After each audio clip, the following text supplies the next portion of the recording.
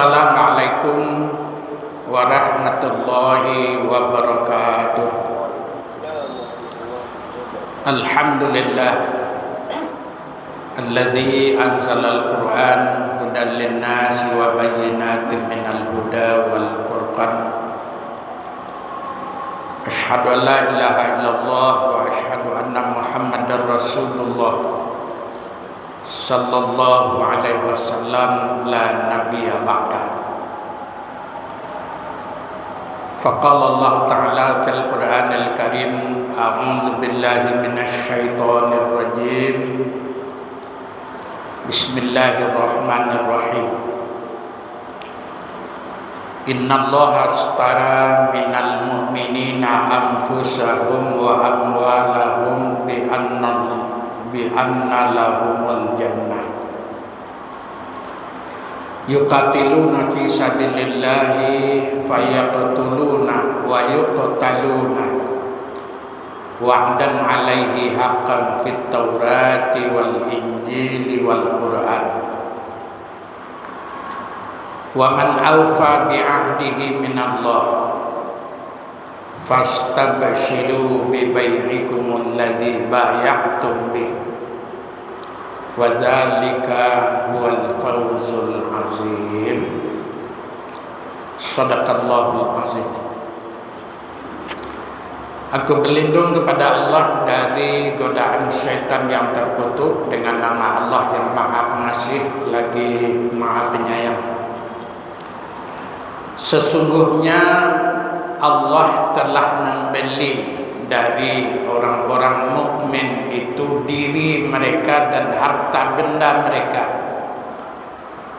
dengan memberikan surga untuk orang-orang yang beriman itu. Mereka berperang pada jalan Allah, lalu mereka itu membunuh ataupun mereka itu terbunuh. Itu pun telah menjadi janji yang benar daripada Allah Subhanahu wa taala, baik di dalam Taurat, Injil dan Al-Qur'an. Dan barang siapa yang lebih menepati janjinya selain daripada Allah Subhanahu wa taala, maka bergembiralah kamu dengan jual beli yang telah kamu lakukan dengan Allah, dan itulah suatu kemenangan yang amat besar. Maha benar Allah dengan segala firman-Nya. Al-Quran surat At-Taubah ayat 111. Bapak, Ibu dan saudara-saudara jamaah zuhur rahimakumullah, pengajian kita pada siang hari ini adalah Allah telah membeli atau menebus diri dan harta orang-orang yang beriman itu dengan surganya. Bapak, Ibu dan saudara-saudara jamaah yang berbahagia, di dalam ayat surat At-Taubah 111 yang telah kita bacakan tadi, sebenarnya Allah menegaskan kepada kita bahwa untuk mendapatkan surganya pada kehidupan akhirat kelak, kita harus mengarahkan segala potensi yang ada pada diri kita dan harta yang merupakan rezeki, nikmat yang Allah berikan kepada kita, itu kita serahkan semuanya untuk Allah sebagai tebusan. Jadi kalau ibadat baju bali, itu agiahkan diri kita dengan harta benda kita, lalu diganti dengan Allah dengan surga. Artinya apa? Bahwa sesungguhnya Allah menebus diri kita, apa saja potensi yang ada pada diri kita, yang gunakan itu untuk Allah, untuk menegakkan perintah Allah, untuk menjauhkan, meninggalkan larangan Allah. Itu artinya kita telah memberikan sebagai ganti surga itu diri kita, baik itu pandangan mata kita, pendengaran telinga kita, ucapan perkataan kita, pemikiran dan hati kita, langkah kaki kita, yang dikerjakan oleh tangan kita. Pokoknya apa saja potensi nan ada dalam diri awak, kita serahkan untuk menjalankan perintah Allah. Itu maksudnya. Jadi kalau kita sudah menjalankan perintah Allah di dalam kehidupan kita, ataupun dengan harta yang Allah berikan kepada kita, itulah yang dimaksud oleh Allah berjual beli dengan Allah. Allah beli kita, diri kita, dengan segala potensi yang ada pada diri kita. Lalu Allah berikan kepada kita surganya. Dan itu juga yang dimaksud oleh Allah dalam ayat lain, orang-orang yang berjihad dengan diri mereka, dengan harta dan diri mereka di jalan Allah. Sama itu pengertiannya, maksudnya. Artinya orang-orang yang bersungguh-sungguh tanpa mengharapkan sesuatu kecuali mengharapkan keredaan Allah dengan dirinya, karena potensi diri manusia ini sangat besar. Kekayaan alam ini tidak akan bisa dapat kecuali dengan potensi yang ada pada diri manusia. Ameh itu tidak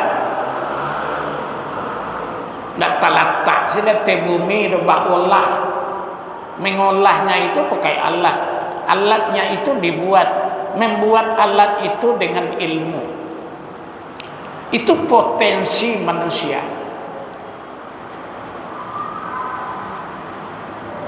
Jadi manusia di dalam hidup di dunia ini, kalau dia gunakan potensinya untuk menegakkan perintah Allah, ini luar biasa. Wajar kalau Allah mengganti dengan surga. Sedangkan tidak ada Pak Ibu, begitu hebatnya dunia ini. Apa yang tidak bisa diciptakan oleh manusia dengan otak yang diberikan oleh Allah, dengan potensi berpikir, potensi ilmu pengetahuan yang diberikan kepada manusia. Cuma manusia karena tidak semua beriman, yang menganggap hebatnya itu tidak ada hubungannya dengan Allah. Padahal yang memberikan otak cerdas itu Allah. Sedetik kalau Allah mencabut nikmatnya itu, manusia ini bisa jadi bodoh semuanya. Bisa tidak tahu apa-apa. Bahkan bisa lupa segala-galanya. Kalau Allah berkehendak. Tapi Allah Maha Tahu. Cuma manusia saja yang tidak mau tahu terhadap Allah Subhanahu wa Ta'ala. Jadi artinya potensi diri manusia dengan harta bendanya, walaupun harta benda itu dengan potensi yang ada pada diri manusia diolah, dengan potensi yang ada pada diri manusia didapatkan harta benda itu, tapi pengaruhnya kalau itu dipakai, digunakan untuk menjalankan perintah Allah Subhanahu wa Ta'ala, alangkah indahnya kehidupan. Maka dunia ini pun sudah mirip dengan surga yang disediakan oleh Allah, walaupun tidak sempurna. Tapi karena lebih daripada 60%, mungkin sampai 70% manusia yang hidup di muka bumi itu kafir.